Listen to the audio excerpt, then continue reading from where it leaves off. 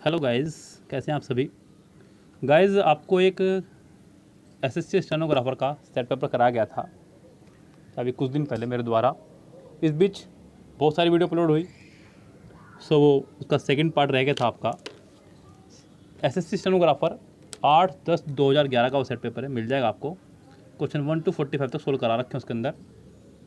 8/10/2011 का वो set paper है, आपको ईजिली ही मिल जाएगा, ढूंढिएगा बहुत आराम से मिल जाएगा। वो सोल्व कराया हमने, उसका 1 to 45 क्वेश्चन तक हम लोग सोल्व करा चुके थे। आज उसी वीडियो को, उसी सेट पेपर को हम लोग आगे बढ़ाने आए हैं 46 से। यह रहा आपका सामने। तो 46 से हम लोग इसे आगे बढ़ाएंगे, बात करेंगे आज इस सेट पेपर की। चलिए तैयार हो जाइए फिर मेरे साथ में। पेन कॉपी पेंसिल अपने साथ रखें और तैयार हो जाइए। सो गाइस, शुरू करते हैं आपका सेट पेपर आज का। पहला क्वेश्चन सेंटेंस इम्प्रूवमेंट से है। 10 क्वेश्चन आपके ये स्टेनोग्राफर का ही पैटर्न है। 10 क्वेश्चन कॉमन एरर के, 10 क्वेश्चन सेंटेंस इम्प्रूवमेंट के और 5 क्वेश्चन आपके फिलर्स के। पहला क्वेश्चन में कह रहा है कि when Rahul handed his homework he forgot to give the teacher the last page.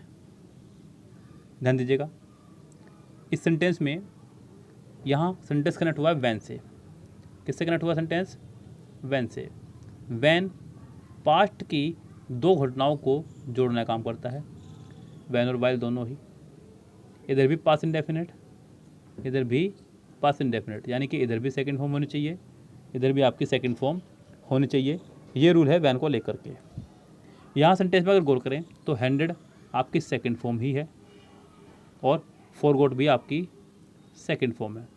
अब अगर मन में ख्याल आ रहा हो किसी के ठीक करने का, तो ज़रा देखते हैं। वैन राहुल हैंड ओवर, यहाँ पे हस्तक हो सकता था हैंड ओवर, लेकिन अगर हैंड ओवर होता तो हैंडेड होना चाहिए था, इसलिए ये भी रॉन्ग है। यानी कि ये सेंटेंस आपका करेक्ट है। इस सेंटेंस में कोई भी एरर नहीं है। इसका आंसर हो जाएगा आपका डी, नो इम्प्रूवमेंट।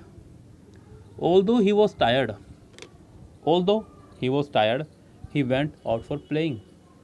हालांकि वह थका हुआ था फिर भी वह खेलने गया, ये कहना चाह रहा है। बच्चों ध्यान दीजिएगा, ऑल्दो, इवन दो और दो, इन तीनों का ही मतलब होता है सेम, हालांकि और यद्यपि। तीनों वर्ड लगते हैं कॉन्ट्राडिक्शन के लिए। कॉन्ट्राडिक्शन मतलब विरोधाभास के लिए। किसके लिए? विरोधाभास। जब एक सेंटेंस में दो अलग अलग बात की जा रही हों उसे बोलते हैं विरोधाभास। Although he was tired he went out for playing, वह थका हुआ था लेकिन वह खेलने गया, ये कहना चाह रहा है।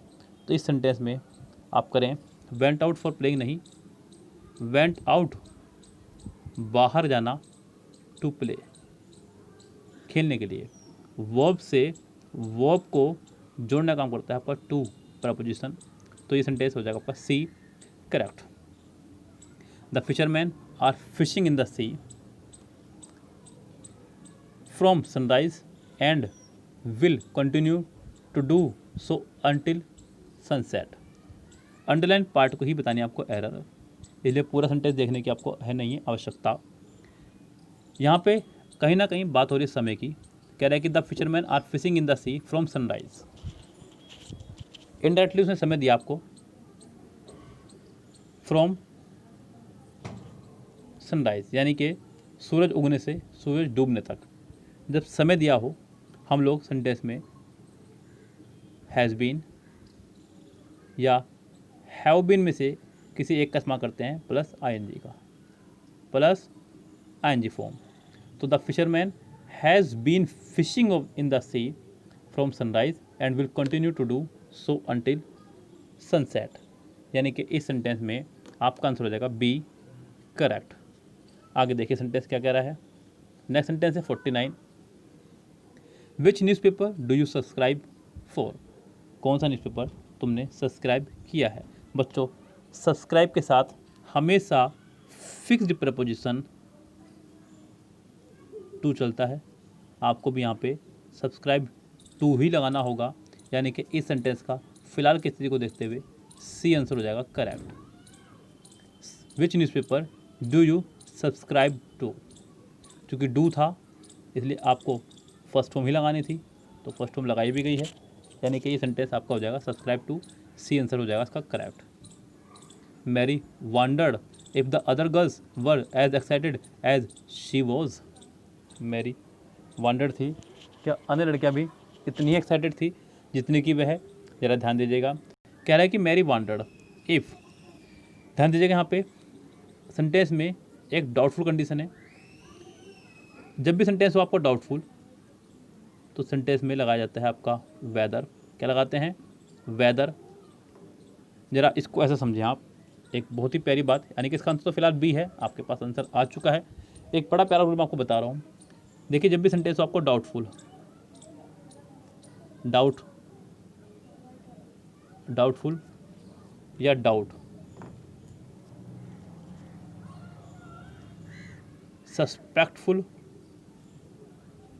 या सस्पेक्ट,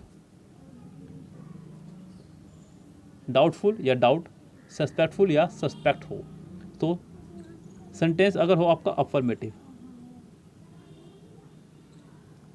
इन चारों में से कोई भी वर्ड हो और सेंटेंस हो आपका अफर्मेटिव, तो लगाते हैं वेदर। क्या लगाते हैं? वेदर। और सेंटेंस हो आपका नेगेटिव तो लगाना है दैट। ज़रा एक एक एग्जांपल हो जाए। कह रहा है कि I am doubtful, I am doubtful, मैं डाउटफुल हूँ। Whether, whether she is doctor, मैं डॉक्टर हूँ, सॉरी मैं डाउटफुल हूँ कि वह डॉक्टर है। I am not doubtful that she is a doctor, यानी कि डाउटफुल, डाउट, सस्पेक्टफुल, सस्पेक्ट, इन चारों में से अगर कोई भी वर्ड हो, सेंटेंस हो अफर्मेटिव तो वेदर, सेंटेंस हो नेगेटिव तो दैट का इस्तेमाल करना है। मैंने आपको दोनों के एग्जांपल बता दिए हैं, साथ साथ आप दोनों ही एग्जांपल यहाँ से चेक करें। इसको खूब अच्छे से अपनी नोटबुक में लिख लें, क्योंकि इसी तरह के रूल्स आपके काम आने वाले हैं एग्जाम में भी। सेंटेंस नंबर 151 देखिए क्या कह रहा है। कह रहा है कि his friends could not tell me why he did not come to college yesterday. Yes, his friend could not tell me why he did not come to college yesterday। 151 sentence में हमें बताना है कि अंडरलाइन पार्ट में क्या error है। चलिए देखिए मेरे साथ सेंटेंस को। सेंटेंस में अंडरलाइन पार्ट में बीच में आया डब्ल्यू फैमिली। अगर डब्ल्यू फैमिली के तुरंत बाद हेल्पिंग वर्ब लगा देता तो ये सेंटेंस गलत हो सकता था, लेकिन उसने ऐसा नहीं किया। उसने डब्ल्यू फैमिली के तुरंत बाद सब्जेक्ट लगाया जिसकी मुझे ज़रूरत थी। डब्ल्यू फैमिली अगर बीच में आ रही हो तो उसके तुरंत बाद कभी हेल्पिंग वर्ब ना लगाएं, सब्जेक्ट लगाएं। फिर उसने सेंटेंस को पास्ट बनाया, ये भी अच्छा था क्योंकि इससे पीछे सेंटेंस पास्ट बनना था, यानी कि पूरा सेंटेंस पास्ट में चल रहा है। डब्ल्यू फैमिली का जैसे यूज़ होना चाहिए डब्ल्यू फैमिली वैसे ही यूज़ हुई है, यानी कि इस सेंटेंस में फ़िलहाल कोई भी एरर नहीं है। ये सेंटेंस हो गया आपका नो एरर। चलते हैं नेक्स्ट सेंटेंस पे। 153 the festival is likely to fall in December. The festival is likely to fall in December. देखिए यानी कि फेस्टिवल्स कह रहा है कि likely to fall in December, is के साथ उसने लगाया लाइकली एडवर्ब, कोई दिक्कत नहीं है। टू के साथ फिर से वर्ब की फर्स्ट फॉर्म, ये भी ठीक है। तो यानी कि इस सेंटेंस में भी कोई भी एरर नहीं है। ये सेंटेंस आपका है all correct, no improvement, no sentence, no error, sorry. I ask the traveller where is he going. गलत बात। पहली बात तो ये कि सेंटेंस में आस्क आया, यानी कि सेकंड फॉर्म आ रही है, यानी कि पास्ट में बन रहा है। किसमें बन रहा है? पास्ट में। दूसरी बात यहाँ पे वो प्रेजेंट बना रहा है, यानी कि मिस्टेक तो है। दूसरी बात यह है कि डब्ल्यू फैमिली के बाद हेल्पिंग वर्ब नहीं आनी चाहिए थी। I ask the traveller where he was going, where he was going, sentence कुछ इस तरह होना चाहिए था। यहाँ पे सेंटेंस का आंसर हो जाएगा आपका सी करेक्ट। नेक्स्ट देखिए क्या कह रहा है। कह रहा है कि the bird sanctuary is about 10 kilometre inside from central Delhi. Bird sanctuary जो है 10 किलोमीटर इनसाइड है। बच्चों इनसाइड मतलब अंदर जी नहीं, 10 किलोमीटर दूर है, ये कहना चाह रहा है वो। यस, दूर के लिए हम इस्तेमाल करते हैं अवे का। किसका? अवे का। एक और कारण भी है बच्चों यहाँ लगाने का अवे अंडरलाइन पार्ट में, क्योंकि उसके बाद आ रहा है फ्रॉम। क्या आ रहा है? अवे के साथ हमेशा फ्रॉम आता है। ये बात भी आप खूब अच्छे से लिख लें अपने दिमाग में भी और अपनी नोटबुक्स में भी। ऐसी ही बातें आपको याद रहेंगी, धीरे धीरे करके आपके सारा रूल जो है कंठस्थ यानी कि याद हो जाएंगे। अवे के साथ फ्रॉम आता है, सफ़र के साथ फ्रॉम आता है, एब्सटेन के साथ फ्रॉम आता है, रिफ्रेन के साथ फ्रॉम आता है, प्रोहिबिट के साथ फ्रॉम आता है। तो ये सभी हैं वर्ड जिनके साथ फ्रॉम आता है, उनमें से अवे भी एक जोड़ लीजिए आप। अवे के साथ भी आपका फिक्स है कि फ्रॉम आएगा, इसलिए सेंटेंस का आंसर हो जाएगा आपका C correct. Is about 10 kilometre away from central Delhi. भाव से चले जाइए या रूल से चले जाइए, दोनों तरह से आंसर सी ही आना था। This is so important a matter, this is so important a matter 155। देखिए इम्पोर्टेंट आपका एक एडजेक्टिव है,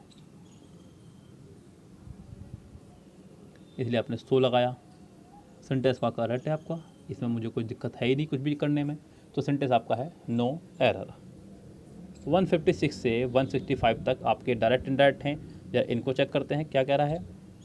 कह रहा है कि the teacher said the earth revolves around the sun. Universal truth है, सेंटेंस चेंज ही नहीं होगा, बस the teacher said that the earth revolves around the sun. इस लिहाज से इसका पहला ऑप्शन बाहर, दूसरा इसमें शामिल, तीसरा भी बाहर, फोर्थ भी बाहर। इसका आंसर हो जाएगा सेकंड ही correct. 157 the boys are sure to say we are going by ourselves. यहाँ पे भी सेंटेंस में एक चीज़ देखने को मिली, वो है ये कि सेंटेंस के पीछे आर श्योर टू से है, इसमें भी इन्वर्टेड कोमा की जगह दैट लगा करके सेंटेंस को झुका तो रखेंगे, सेंटेंस का टेंस चेंज नहीं होगा। सो यहाँ पे द बॉयज़ विल से पहला बाहर, द बॉयज़ विल से। आप आगे का सेंटेंस देखें, पहले वी को दे में चेंज करना है, कितने में चेंज हुआ? बी में और सी में, और आर आपका आर ही रहेगा, ये भी ध्यान रखें, वो सिर्फ सी में है। इसका आंसर हो जाएगा सी करेक्ट। उसने क्या बनाया, कैसे बनाया, इसको भूल जाइए, वरना फिर तो पक्का रल जाएंगे आप। रलाने वाला काम मैं कोई नहीं करना चाहता, आपको सिलेक्शन लेना है, बात ख़त्म करनी है। आगे बढ़ते हैं फटाफट से। 158 my friend said to me beware of cheats. उसने एक तरह से मुझे सावधान किया। क्या क्या सुना मुझे? सावधान। सेंटेंस में इम्परेटिव है, टू से कनेक्ट होगा। My friend assured me to beware of cheat. Assured का मतलब यकीन दिलाना। My friend told me to beware of cheat, मुझे उसने बताया कि चीट से सावधान रहिए। My friend warn me against cheat, ये आपका रॉन्ग हो जाएगा। My friend ask me if से कनेक्ट नहीं होगा, सेंटेंस का आंसर हो जाएगा आपका बी करेक्ट। अगर आप सी आंसर से भी करना चाह रहे थे तो आपको अगेंस्ट के साथ ING लगानी थी, तो ये सेंटेंस करेक्ट होता आपका। My friend warn me against cheating, ऐसे सेंटेंस ठीक कर सकते थे। फिलहाल इस सेंटेंस में एरर है, सेंटेंस का आंसर हो जाएगा आपका B correct. Gita said this is my book, जिसको कर देंगे दैट, जिसको कर देंगे दैट, और आगे बढ़ते हैं। इसका हो जाएगा वॉज, माई का हो जाएगा her. Geeta said that this is her book, जी नहीं। Geeta said that it was, this was her book. अगर इस हालात को मैं देखूं तो मुझे सिर्फ और सिर्फ डी नज़र आ रहा है आंसर, और कोई आंसर इसका नज़र नहीं आ रहा है। तो इस स्थिति में आप इसका आंसर लगा दीजिए डी, क्योंकि उसने दिस को भले दैट नहीं करा, लेकिन जो कंडीशन है वो सारी यहाँ फॉलो हो रही हैं। He said to me I am sorry to hear that you have lost your dog. Am को कर देंगे वॉज, हैव को कर देंगे हैड। कितना मोर है उसको ढूंढ लीजिए फटाफट से। I was sorry, I had lost my bag पहले में है। 160 में ही confronted me on the death of my dog, ये भी हो सकता है क्योंकि पहले सेंटेंस में उसने कंजक्शन नहीं लगाई इसलिए बाहर। दूसरे में भी यही हालात हैं। तीसरे में ही confronted me on the death of my dog, संतावना देना। He sympathise with me on hearing I had lost my dog. C इसका आंसर लगाइए आप फिलहाल, और कोई आंसर इसका ऑप्शन में फिट नहीं बैठ रहा है। He replied I have promise to reward my servant. Replied past में चल रहा है, आपको दिख रहा है हैव को ढूंढिए हैड, पहले में है, दूसरे में नहीं है, तीसरे में है, चौथे में नहीं है। He replied that he had promise to reward my, first person subject के अनुसार पहला बाहर, सी ही हो जाएगा इसका आंसर करेक्ट। 162 पा जाइए। This is the book I have ever read the professor told the class. Have को कर देंगे हैड, इसको कर देंगे was. The professor told the class that was the book, जी नहीं, 62 का पहला बाहर। The professor told the class that was the book, ये भी आपका रॉन्ग लग रहा है मुझे। 162 का सी देखिए, the professor told the class that this was the book he had ever read, यही हो जाएगा इसका आंसर, क्योंकि अगला भी आपका रॉन्ग है, उसने इट लगा दिया यहाँ पे, तो सी आंसर हो जाएगा। सॉरी, इसका मैंने कट कर दिया। It is a pleasure to do business with you, इसका कर दीजिए वॉज वर। ही सेड उसने गायब करा यहाँ से, आपको अभी तक लगाना है। He said that it was a pleasure to do business with me, you second person object के अनुसार उसने मी लगाया, ठीक है।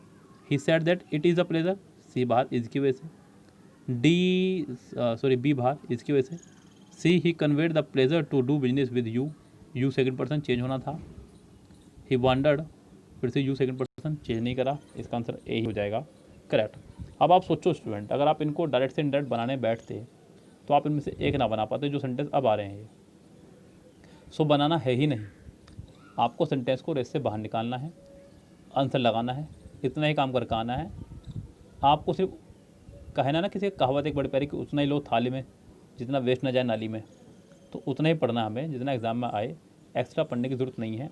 आप रेस से बाहर निकालिए और बस। अब अगर आप जिद करके बैठ जाएँ कि हम तो सेंटेंस बनाना सिखाओ, में सेंटेंस बनाएंगे हम तो वो असंभव कार्य है। आप इसका इनडायरेक्ट नहीं बना सकते, आप कोशिश भी करें तब भी नहीं बना पाएंगे। The colonel said to the soldier next month you will be promoted, will be को ढूंढना है वुड बी, नेक्स्ट मंथ का हो जाएगा फॉलोइंग मंथ, पहला बाहर, दूसरे में है, तीसरा प्रोमिस कर दिया सोल्जर ने, the colonel promise the soldier that, यहाँ दैट भी है, कमाल की बात है। 64 में आ जाओ, the colonel said the soldier will, ये बाहर आपका डी। अब बी और सी की अगर मैं बात करूँ, the colonel told the soldier, B में कंजक्शन नहीं आई है इसलिए रेस से बाहर, इसका आंसर सी हो जाएगा करेक्ट। 165 देखिए, he said to his friend let's go out, let's से बनाया सेंटेंस ने, लेटस से बना है तो प्रपोज्ड या सजेस्टेड लगाना ज़रूरी है, उसके साथ टू बी, पहला बाहर, बी में प्रपोज टू है इसमें शामिल, तीसरे में सजेस्टेड टू नहीं है रेस से बाहर, डी में भी नहीं है। उसके बाद लेटस वाले सेंटेंस को हमेशा बनाते हैं दैट दे शुड से, ये भी ध्यान रखें, जो सिर्फ बी में है इसका आंसर हो जाएगा बी ही करेक्ट। तो ये थे आपके कुछ स्पीच से संबंधित क्वेश्चन। 2011 का ये पेपर था, 9 साल पुराना, और ज़रा एक बार एग्ज़ाम का लेवल देखिए आप क्या खतरनाक है। डायरेक्ट इनडायरेक्ट उस समय पर मैं नहीं मानता बच्चे इस स्तर पर पढ़ते होंगे, क्योंकि बच्चे एक तो अवेयर नहीं थे, कोचिंग सेंटर्स इतने नहीं थे, यूट्यूब वगैरह की इतनी फैसिलिटी नहीं थी, नेट वगैरह की इतनी फैसिलिटी नहीं थी, तो इतना हार्ड पेपर बच्चों के लिए था, ये काफ़ी टफ रहा होगा बहुत ज़्यादा।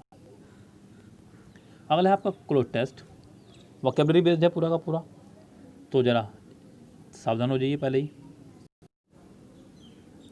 क्लोज टेस्ट आपका जहाँ है ऑप्शन पीछे है, बार बार पेज घुमाना पड़ेगा, ध्यान रखें आप। कह रहा है कि I am delighted to see here the dignitaries representing their great countries, their presence among us is a symbol of dash, community यानी कि समान, कम्युनिटी यानी कि समाज, सॉलिडरिटी यानी कि अकेलापन या फिर एकमात्र, सिंपैथी सहानुभूति। I am delighted to see here the dignitaries representing their great countries, their presence among us is a symbol of solidarity in our efforts, तो ये एकमात्र हमारे पास है इसलिए आप इसका लगा सकते हैं। Towards creating a sense of brotherhood among man, our primary objective is promoting love and dash, हमारा जो प्राथमिक उद्देश्य है वह प्रमोट करना है लव एंड डैश। 167 के ऑप्शन पीछे हैं। लव एंड हारमनी, पहला वर्ड आपका हारमनी यानी कि मित्रता, बैलेंस संतुलन बनाना, कोरेस्पोंडेंस समानता, और एग्रीमेंट मतलब समझौता। तो उसने कहा लव के साथ में अच्छा हुआ कि आप पीस ही लगाएं, तो पीस लव के साथ में ऑप्शन बैठ रहा है, फिर यहाँ पे हारमनी, पीस तो है ही नहीं, तो 167 का आंसर हो जाएगा ए करेक्ट। क्या आंसर हो जाएगा ए करेक्ट। आगे बढ़ जाइए। Our primary objective is promoting love and harmony, we have to work towards dash fear and mistrust. हमें वर्क करना होगा टूवर्ड्स फियर एंड मिसट्रस्ट के ऊपर। क्या करना होगा इसको करने के लिए, वो देखते हैं ध्यान से।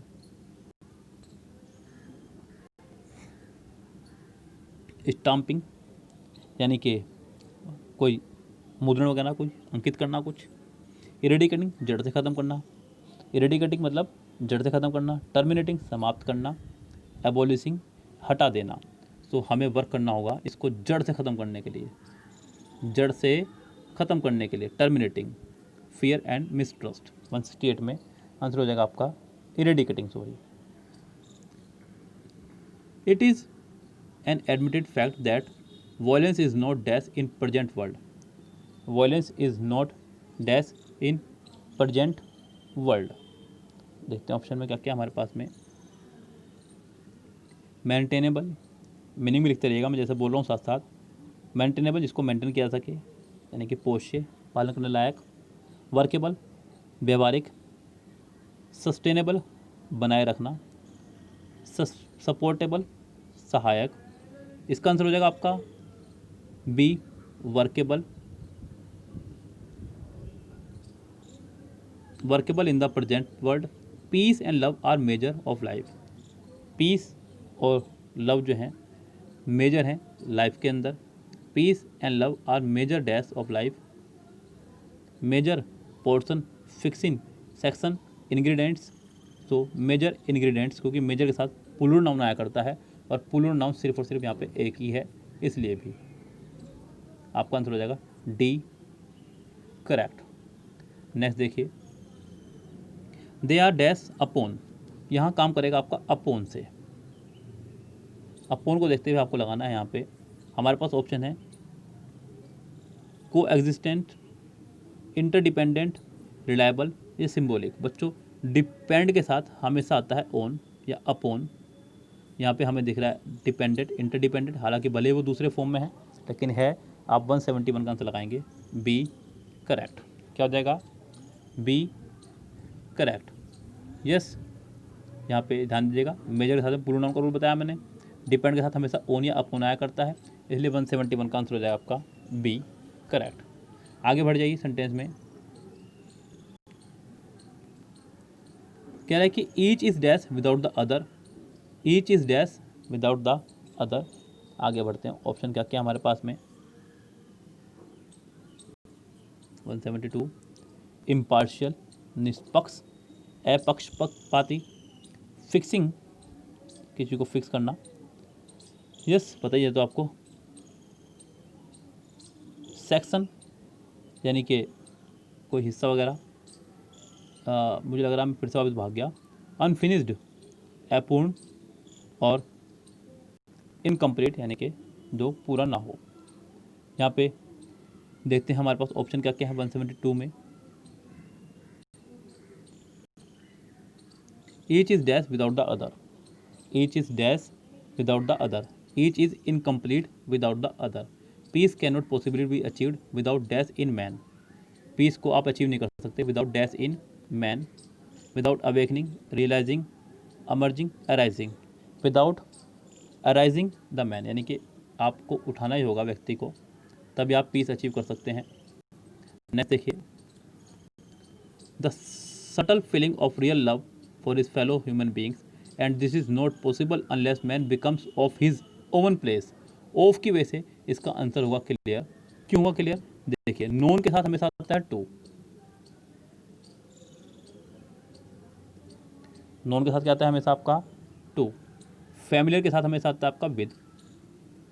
क्या आता है विद। अवेयर के साथ हमेशा आता है आपका of. Aware of, beware of सुना भी होगा आपने। ACQ एक्वेंटेड के साथ हमेशा आता है आपका बाय।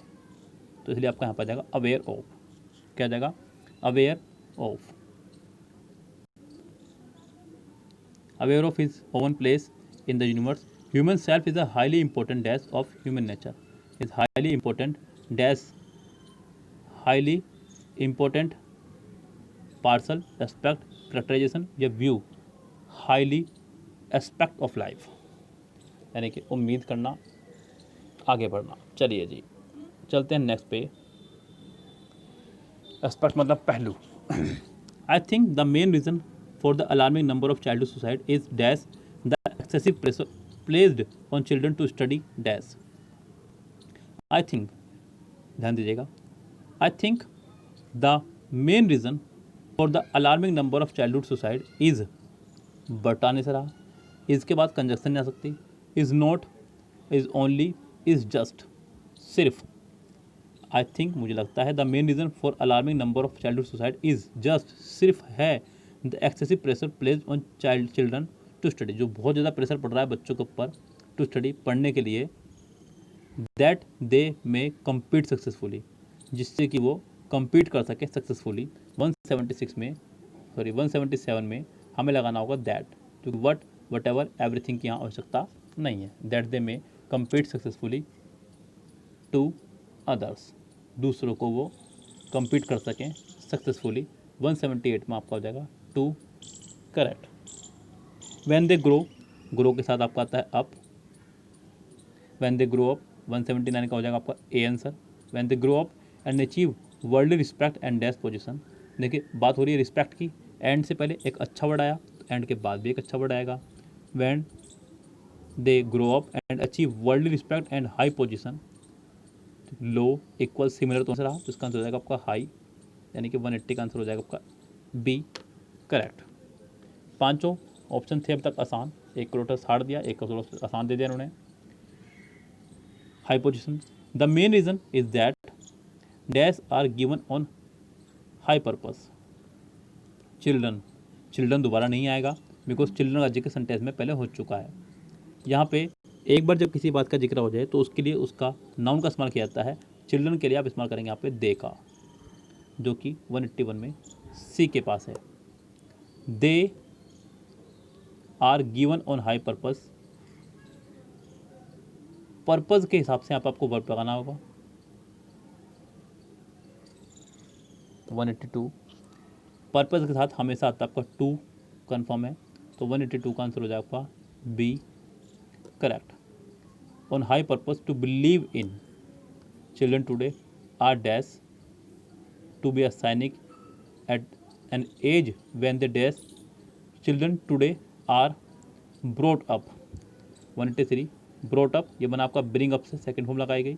ब्रिंग अप का मतलब होता है पालन पोषण करना, क्या होता है पालन पोषण करना, तो यहाँ पर हो जाएगा इसका ब्रिंग अप, यानी कि brought up. To be cynics at an age when they dash an absolute need for dash, यहाँ पे सेंटेंस में हैड लगाने से सेंटेंस पास्ट में चला जाएगा, जबकि स्टोरी पूरी प्रेजेंट में चल रही है। सी की यहाँ जरूरत नहीं है, आपको लगाना होगा हैव ही। 184 में हो जाएगा इसका C answer, have. When they have an absolute need for ideals, यानी कि अदर्स, आइडोल्स मूर्ति, हीरोज़ की यहाँ जरूरत नहीं है, आइकॉन्स की यहाँ पे जरूरत नहीं है, यहाँ पे आपका आ जाएगा आइडियल्स, यानी कि यही आंसर हो जाएगा correct, ideals of some kinds. ये था आपका क्लोज टेस्ट। 2 क्लोज टेस्ट थे, एक बड़ा टफ था, एक बहुत इजी, दोनों मैंने आपको कराए, मैंने कोई भी क्लोज टेस्ट आपके लिए नहीं छोड़ा।